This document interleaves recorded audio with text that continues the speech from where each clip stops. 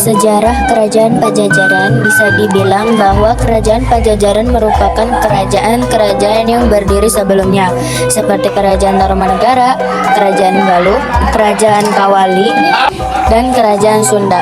Menurut prasasti Sang Hyang Tapa, sosok yang mendirikan Kerajaan Pajajaran tidak lain adalah Sri Jaya Bupati.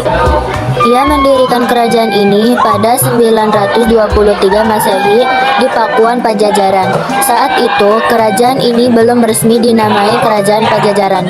Setelah dipimpin Sri Jaya Bupati, tahta kerajaan ini lantas jatuh ke tangan Rahyang Niskala Wastu Kencana dan pusat kerajaan pun dipindahkan ke Kawali.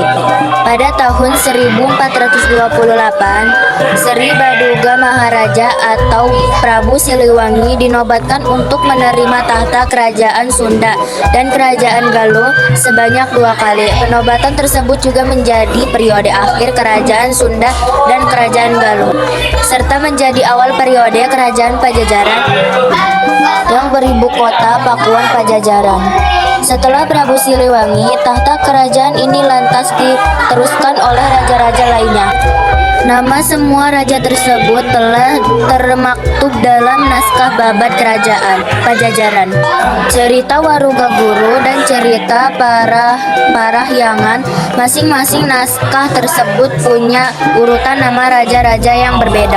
Selain Sri Jaya Bupati, berikut beberapa nama raja yang pernah memimpin kerajaan Pajajaran. 1. Sri Baduga Maharaja alias Prabu Siliwangi pada 1482 sampai 1521 Masehi yang memerintah di Pakuan. Yang kedua, Surawisesa pada 1521 sampai 1535 Masehi yang memerintah di Pakuan.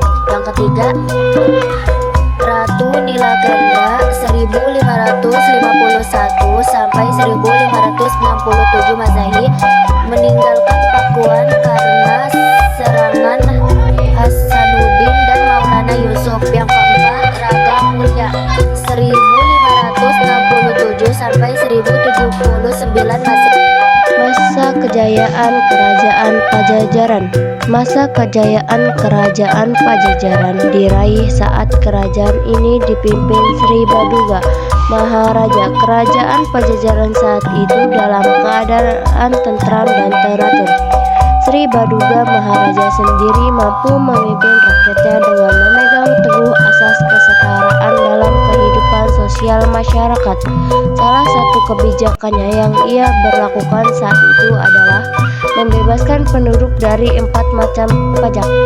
Ia pun juga berkomitmen dalam pembinaan agama, membuat jalan, membuat parit pertanian, dan memperkuat angkatan perang.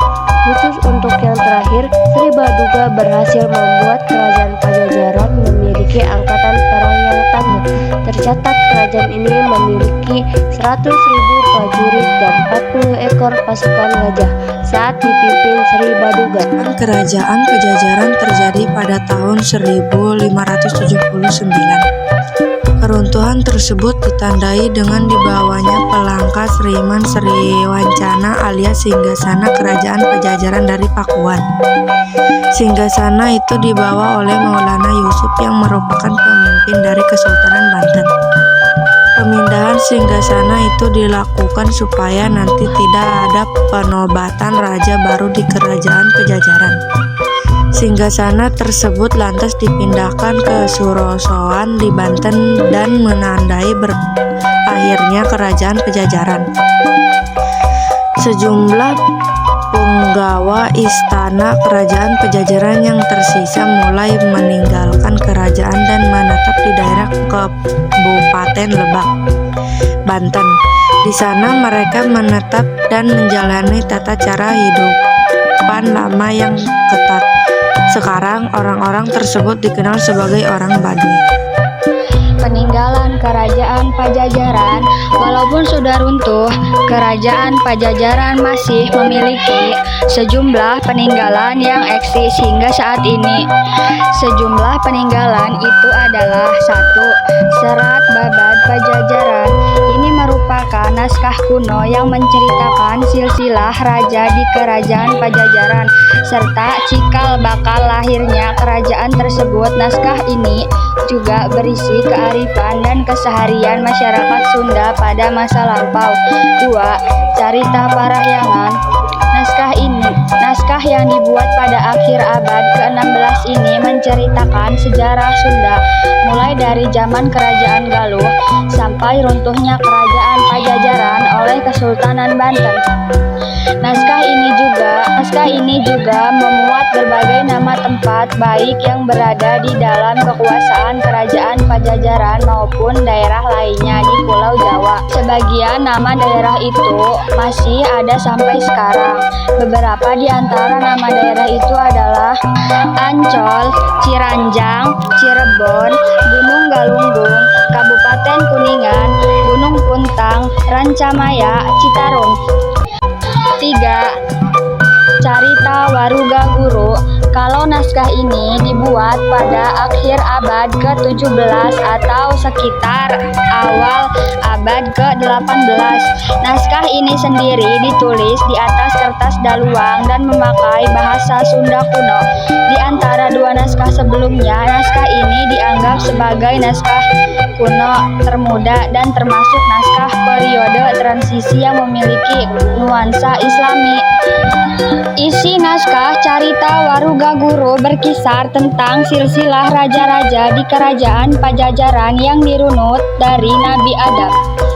Isi naskah ini secara tidak langsung menggambarkan pencampuran budaya Hindu yang sebelumnya dianut orang Sunda dengan ajaran Islam yang baru datang belakangan.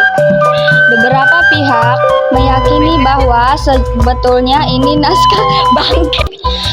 Beberapa pihak meyakini bahwa sebetulnya isi naskah ini sebelumnya adalah sebuah cerita lisan. 4.